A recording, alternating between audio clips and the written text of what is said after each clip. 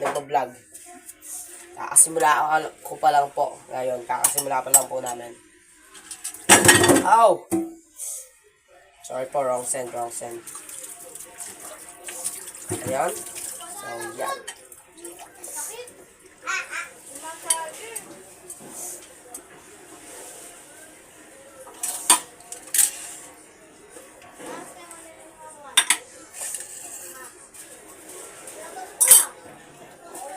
Yan.